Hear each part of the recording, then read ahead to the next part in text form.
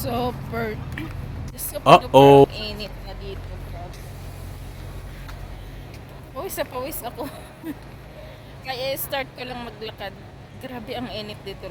33 degree. Kakaiba yung init ng Hong Kong. As in, mainit talaga as in. Yan yung pawis ko, guys. May ano naman ako dito, yung maliit na electric fan, dala-dala ko. Pero as in, kakaiba talaga yung init. Doon ako nagtambay sa ano, sa may mall kanina. Kasi may aircon doon. Grabe. Basta summer dito, di pwedeng walang aircon yung kwarto mo. Swerte na lang ako kasi yung kwarto ko is may aircon. Pag gabi, pag araw, pag kahapon, pwede rin ako mag-aircon. Kaso, sa gabi naka-aircon talaga ako. Ainit. Paningat ni atang tanang bugan.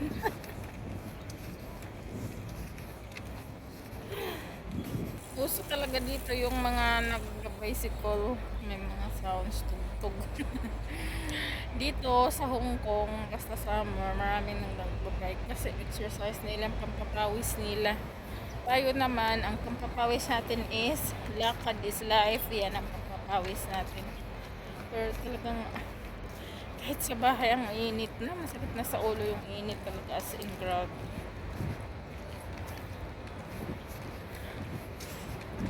Yung bahay pa naman nila, yung rooftop is semento kaya super duper ang init talaga. Pero pag nagsampay ka naman doon, 2 hours lang to yun na basta walang ulan. Tingnan nyo guys. Ayan no, bulaklak. Ang gaganda ng mga bulaklak dito.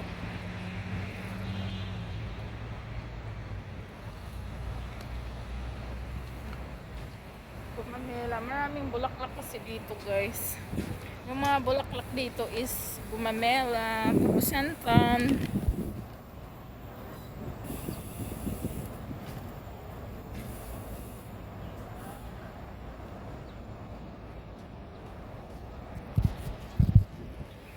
Ayan.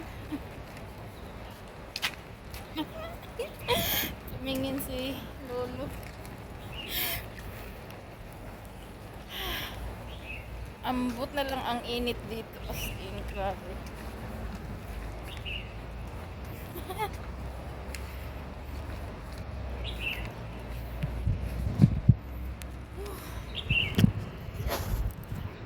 Dito nga muna tayo guys.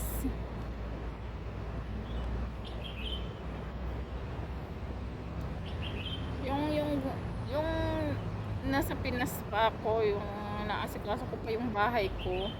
Ang dami kong bulaklak kasi yung mother ko mahilig siya mag-collect ng different na gumamela ganito. Ang dami talaga namin gumamela, like may double. Ito kasi single ito, yung double. Maraming kulay talaga as in marami akong bulaklak nung nasa bahay pa ako. Hindi pa ako nag-abroad. Tapos yung mga orchids ko, ang dami din guys. Diyos ko, yung mga kulay ng mga bulaklak ko nandyan.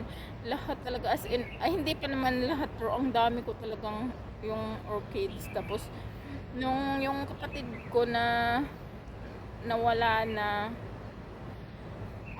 nung buhay pa siya, kinuha niya lahat ng mga orchids ko, dinala sa kanila. Tapos nakakabinta siya kasi yung mga kinakating kasi yun, tapos binibenta yung banda, yung orchids na banda, yun ang binibenta, maraming bumibili, lalo yung mga malalaki yung malalaki ang bulaklak ganyan, may mga ganun ako eh.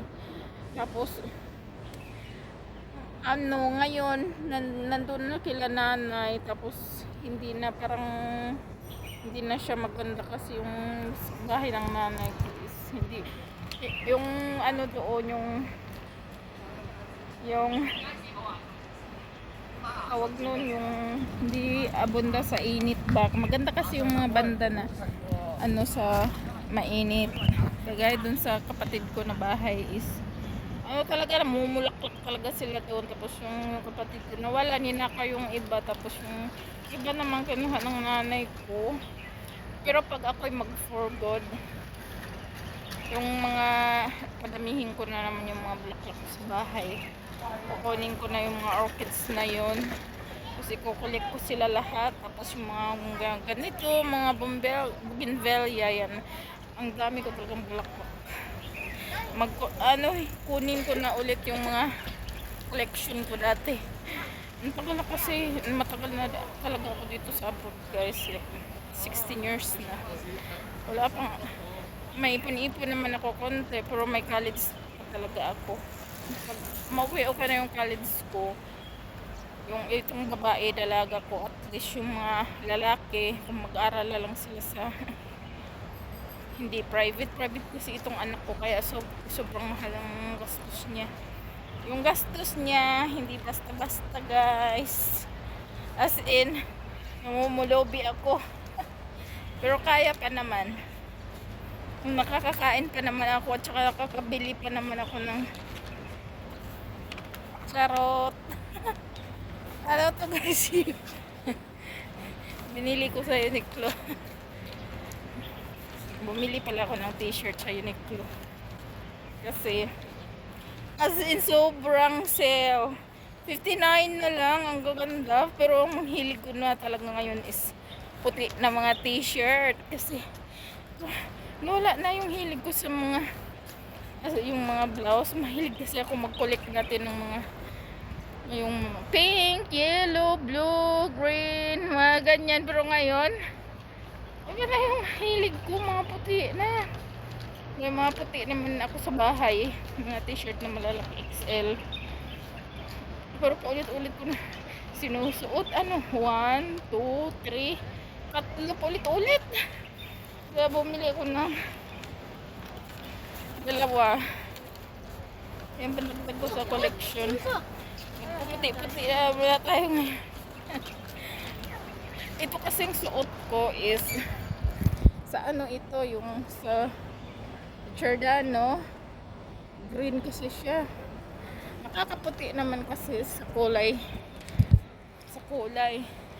Tapos mas gusto ko na yung mga puti kasi yung ito kasi maganda din to isuot kasi mainit na ngayon.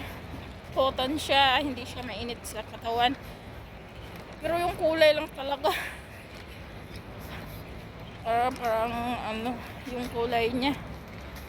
Kakaputi ang kulay niya, pero gusto ko na yung mga puti na kulay na Di ba na yung hilig ko nga, malalaki na. As in, grabing init. Dito talaga ako naglalakad palagi, guys. Tignan nyo yung mga building. Oh, man. It's really hot. Pawisan ka talaga.